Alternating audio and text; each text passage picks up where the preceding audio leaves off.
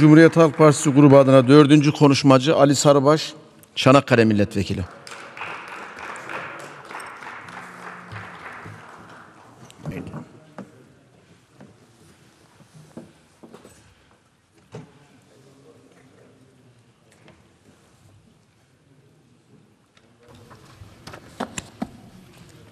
Sayın Başkan, değerli milletvekilleri, 2012 yılında Orman ve Su İşleri Kurumu'nun yaptığı harcamalar, bakanlığına yaptığı harcamalar ve işlemleri gereği gibi denetleyemedim.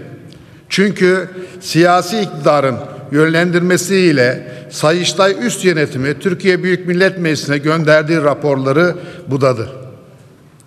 Milletimin bana verdiği bütçe hakkını kullanarak vatandaşımızın ödediği vergilerin usulüne uygun olarak harcanıp harcanmadığını tespit etmem hükümetçe ve Sayıştay üst yönetimi tarafından engellendi. Sözlerime bu durumu protesto ederek başlıyorum. Sayın milletvekilleri, öncelikle yine konuşmamda 12 Eylül Anayasası'na dayanarak ve 12 Eylül kanunlarına dayanarak bugün Türkiye Büyük Millet Meclisi'nde Orman ve Su İşleri Bakanlığı'nın kanun hükmünde kararnameyle kurulduğunu ve 175 yıllık tarihi olan bu bakanlığın bütçemizde anayasa gereği bütçesini görüştürerek yasal olup olmadığını da tartışmaya açmak istiyorum. Çünkü kanun hükmünde kararnamenin anayasamıza göre hala Türkiye Büyük Millet Meclisi'nde getirilip onaylanmadığını da belirtmek istiyorum. Acaba bu soru üzerine de bu bütçe burada yasal mı değil mi? Ayrıca bunu da saygılarımla hepinize sunmak istiyorum. Faşist diktatörlerce yaşı büyütülerek idam edilen Erdal Eren'i aramızdan ayrılışının 33. yıl dönümünde anıyor, katillerini bir kez daha nefretle kınıyorum.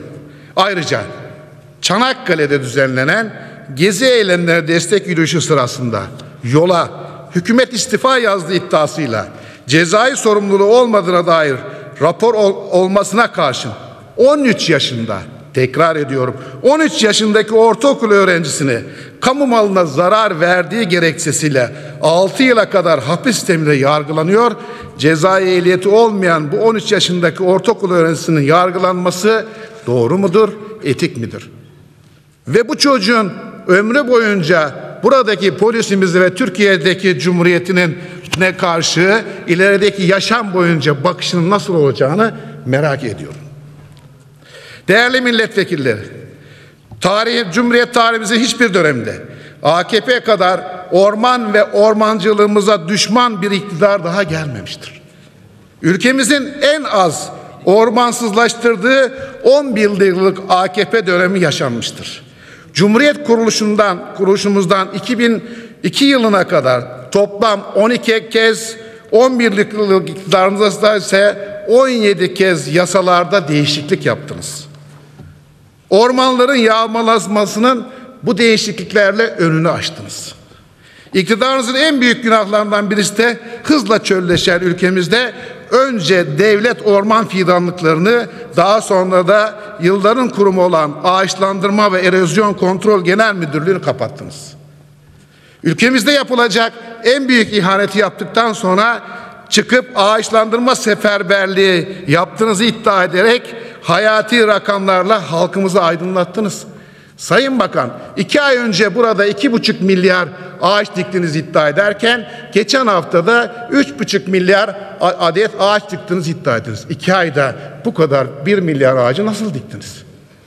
Bozuk orman alanlarıyla eski ağaçlandırma alanında yapılan çalışmaları yeni ağaçlandırmış gibi kayıt altına alarak rakamları az önce verdiğim gibi şişirerek halkımızla alay ettiniz. Bu yetmiyormuş gibi ülkemizin en değerli ormanların yer aldığı %53 ormanla kaplı Çanakkale ve %56'sı ormanla kaplı Orman Bölge Müdürlüğü olan Sinop'u kapattınız, yerine orman alanı %6 Kayseri ve orman alanı %1 olan Urfa'ya orman bölge müdürlükleri açtınız. Bunu anlamak mümkün mü? Bunu nasıl izah edebilirsiniz? Ayrıca ülkemizin oksijen deposu, tarihi Kaz Dağları, ormanlarımız ve su kaynaklarımızı talan etmeleri için çok uluslu altın maden şirketlerine peşkeş çektiniz. Altancıların dediği ben su havzalarını buradan alıp öbür tarafa getireceğim diye halkımızla dalga geçmesine bile müsaade ettiniz. Anayasamızın 169. maddesinde devlet ormanlarının mülkiyet devri olunamayacağı, ormanlara zarar verilerek hiçbir eyleme müsaade edilemeyeceği, ormanların korunması ve sahaların genişletilmesi için gerekli kanunların koyacağı ve tedbirler alınacağı hükmü yer almasına karşın ormanlarımızı sürekli tahrip ettiniz. Örneğin 1923-2022 yılları arasında 7500 olan taş ocağı ruhsatı sayenizde 43.500'e çıkardınız. Yani bu rakamlar 11 yıllık döneminizde ne kadar arttığını sizlere soruyorum. Anadolu'nun en ücra köşelerindeki akarsularımızı sattınız. HES'ler için 23.000 hektar orman alanı katlettiniz. Yüce Atatürk'ün mirası Atatürk Orman Çiftliği'ni 1. derecede sit alanından 3. derecede sit alanına dönüştürdünüz. 10.000'e yakın ağacı keserek Sayın Recep Tayyip Erdoğan'ın saray hayaline kurban ettiniz. Hangi yandaşınızdan kiraladıysanız Orman Genel Müdürlüğü'nü kiralarda süründürüyorsunuz. Otlu ormanları içinden geçtiği yol için 15.000'den fazla ağaç kestiniz. Bu katliama dur diyen öğrenci vatandaşlarımızın üzerine tomalarınızı, gazlarınızı saldınız. Gençlerimizi mücadeleden dolayı bir kez daha kutluyorum. Sayın Bakan, katledilen ağaçlar için orada şeyi bir başka yerde telafi ederim diyor. Ormanların telafisinin mümkün olmadığını en iyi bilmesi gereken bakandan çıkan lafa bakın. Gençler, bu mücadele sizleri tekrar kutluyorum. Sayın Bakan, 3. köprü için 381.000 ağaç kesilecektir derken Başbakan da belediye başkanlığı döneminde bu bir cinayettir dedi. Şimdi düşünüyorum, ne değişti de bu laflardan arkasında durmadılar. 3. havalimanı için 2.330.000, Kanal İstanbul için de milyonlarca ağacın katledileceği bir rant için söyleniyor. Çok acıdır ki 3. köprü ve gerek 3. havalimanı ve yollar için ÇED raporu ve izni alınmaksızın 8.715 hektar ormanı keserek İstanbul'un akciğerini yok ediyorsunuz. Faşist 12 Eylül döneminden çıkarılıp uygulanmadığı 6.235 sayılı TUMOP yasasına eklenen 3. maddeye dayanarak Orman Mühendisleri Odası'nın denetimini Orman ve Su İşleri Bakanlığı'na bağladınız. Böylece darbe anayasasını kaldırırız derken bir meslek odasını susturmak için darbe anayasasına sığındınız. Size yazıklar olsun. Bu mudur ileri demokrasiniz? Bu mudur 12 Eylül'den hesaplaşmanız? Bu faşist yönetimle Orman Mühendisleri Odası'nı susturmaya çalışıyorsunuz. Orman Mühendisleri Odası'nı denetlemeyi bırakın, bakanlığınız hakkındaki yolsuzluk iddialarını denetleyin ve aklanın ve ondan sonra Sayıştay raporlarıyla karşımıza gelin. Burada Cide Orman İşletme Müdürlüğü'nde geçen bu hafta içerisinde tutuklamalar olduğunu duyduk. Bu tutuklamalar hakkında hiçbir kamuoyuna açıklama görmedik. Bu tutuklamaları açıklar mısınız Sayın Bakan?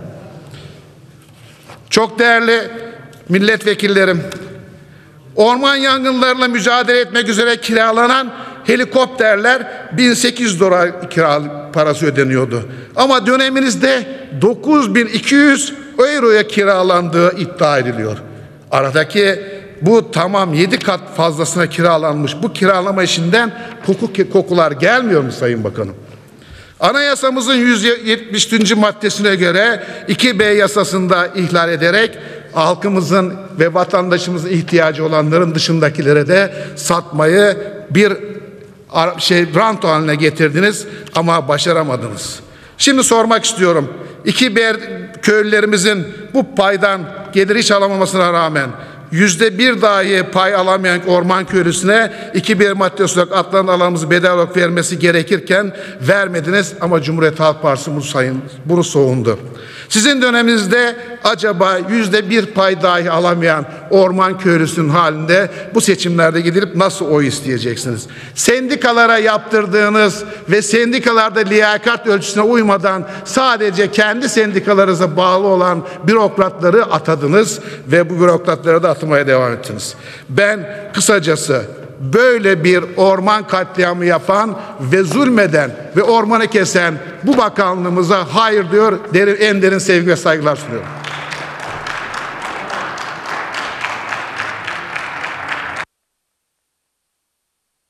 Teşekkür ediyorum.